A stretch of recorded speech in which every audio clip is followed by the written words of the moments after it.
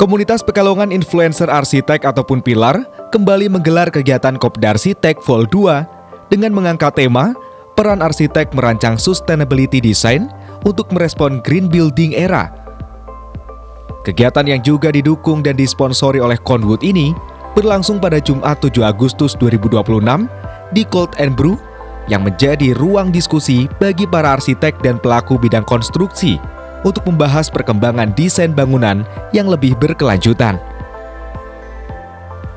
Kopdarsitek Vol 2 menghadirkan sejumlah narasumber yang memiliki latar belakang dan pengalaman di bidang arsitektur serta pembangunan.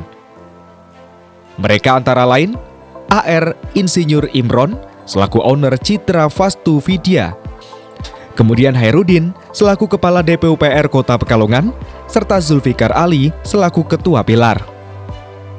Diskusi tersebut membahas pentingnya peran arsitek dalam merancang bangunan yang tidak hanya memperhatikan aspek estetika dan fungsi, tetapi juga mempertimbangkan keberlanjutan lingkungan.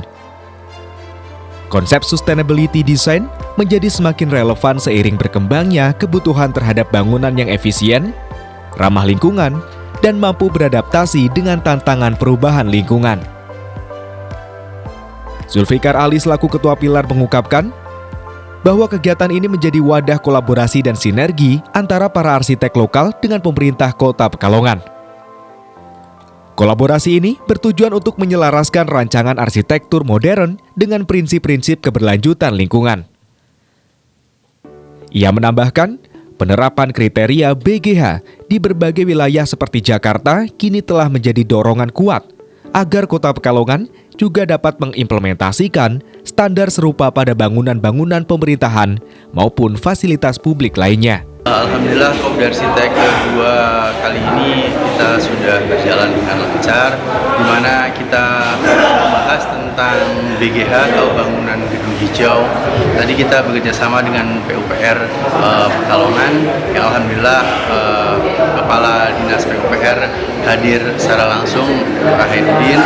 Ya, kita banyak membahas bagaimana sebenarnya bangunan-bangunan untuk di pemerintahan untuk Kota Pekalongan pada dasarnya. Ya, ini ada berapa peserta yang ikut, Mas? Ini kurang lebih, alhamdulillah hari ini kita lebih dari 30 lebih ya, karena kita kemarin kita telah mulai untuk berkolaborasi dengan Pemkot setempat. Alhamdulillah kita Pilar juga diterima dengan baik di Pemkot, maka itu kita mulai bersinergi dan berkolaborasi untuk Pekalongan lebih maju. Kenapa kok Kopdar Arsitek ini mengusung temanya bangunan hijau, Mas? Karena sebenarnya arsitek itu merupakan salah satu garda terdepan dalam pembangunan untuk bangunan hijau, karena prinsipnya bangunan hijau itu harus kita mulai, karena kita sekarang adanya perubahan iklim, perubahan cuaca yang mungkin sangat ekstrim, yang sebenarnya ini tanggung jawab kita semua untuk membuat alam kita ini lebih kembali kepada apa yang berkodratnya alam kita. Untuk harapan kegiatan hari ini seperti apa, Mas?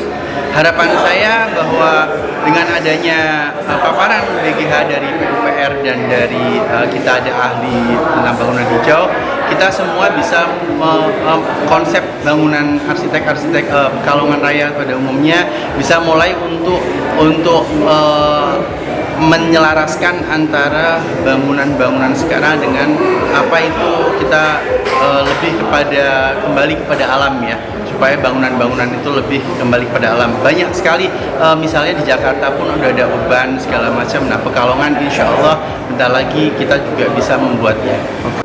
Sementara itu, Dinas Pekerjaan Umum dan Penataan Ruang ataupun DPUPR Kota Pekalongan menyambut baik dan memberikan apresiasi tinggi terhadap penyelenggaraan forum diskusi Kopdarsitek Vol 2 bertajuk Peran Arsitek Merancang Sustainability Design. Langkah ini dinilai sebagai momentum strategis untuk memperkuat kemitraan antara pemerintah daerah dan para praktisi arsitektur lokal dalam mewujudkan pembangunan kota yang berkelanjutan. Kepala DPUPR Kota Pekalongan Hairudin mengungkapkan bahwa kegiatan yang digagas oleh komunitas Pilar ini memberikan ruang kolaborasi yang sangat dibutuhkan antara pemerintah daerah yang membuka peluang lebar bagi para arsitek untuk mengambil peran aktif dalam pembangunan daerah. baik sebagai konsultan perencana maupun bergabung dalam tim profesi ahli ataupun TPA untuk proses persetujuan bangunan gedung ataupun PPG. Yang pertama kami terima kasih dan menyambut baik sekali ya acara dari teman-teman Pilar Kopdar Arsitek ya. Jadi ke depan insya Allah kita bisa bermitra karena banyak sekali peluang arsitek di kami ya, seperti untuk peluang sebagai konsultan perencana, kemudian tim profesi ahli untuk izin persetujuan bangunan gedung, kemudian banyak juga di sektor yang lain. Ini mungkin nanti langkah awal ya kita untuk bermitra dengan teman-teman Pilar. Nah, di sini juga kita saling berbagi ya pengetahuan, khususnya terkait dengan tema hari ini tentang green building. Nah, ini memang salah satu nanti yang ke depan akan kita prioritaskan. Kemudian tentunya pelaksanaannya kita kerjasama dengan teman-teman Pilar di Kota Pekalongan. Ya, untuk tadi materi yang disampaikan ini tadi seperti apa ini, Pak? Jadi ini kami menyampaikan terkait dengan kebijakan pemerintah terkait bangunan hijau, kemudian timeline ya terkait rencana penerapan pelaksanaan yang dari pemerintah, karena sebetulnya kita dasarnya sudah ada dari mulai undang-undang PP sampai dengan nanti terjemahannya di peraturan daerah seperti itu. Kemudian termasuk nanti ya kebijakan untuk green building ini nanti akan kita berikan insentif, salah satunya di pembayaran retribusi PBG-nya. Melalui kegiatan ini, Pilar mendorong terbangunnya ruang bertukar gagasan antara arsitek, pemerintah, serta para pelaku industri terkait. Kolaborasi ini dinilai penting untuk meningkatkan pemahaman mengenai penerapan prinsip green building dalam pembangunan di Kota Pekalongan.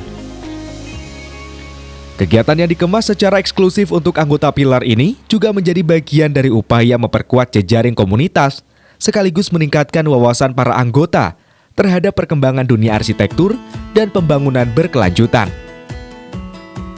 Dengan adanya Forum Kopdar Arsitek, Pilar diharapkan dapat terus menjadi wadah bagi para arsitek untuk berbagi pengetahuan, pengalaman, dan gagasan dalam menghadapi perkembangan sektor konstruksi, termasuk penerapan konsep green building di masa mendatang. Rafid Fajri, Batik TV melaporkan.